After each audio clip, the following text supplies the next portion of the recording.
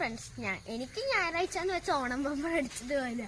കാരണം ആ ദിവസം മാത്രമേ ഡാഡി ഉമ്മയൊക്കെ ഫ്രീ ആയിട്ട് വീട്ടിലുണ്ടാവുള്ളൂ.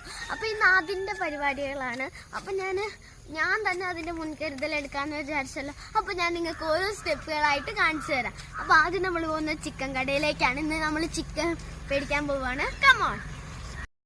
അപ്പോൾ നമ്മൾ പച്ചക്കറി കടേൻ്റെ അടുത്ത് എത്തിയിട്ടുണ്ടെങ്കിൽ നമുക്ക് വീട്ടിലേക്ക് ആവശ്യമുള്ള കുറച്ച് പച്ചക്കറിയൊക്കെ മേടിച്ചിട്ട് വേണം. കമോൺ. വീട്ടിലേക്ക് ആവശ്യമുള്ള എല്ലാ പച്ചക്കറിയും മേടിച്ചിട്ടുണ്ട്.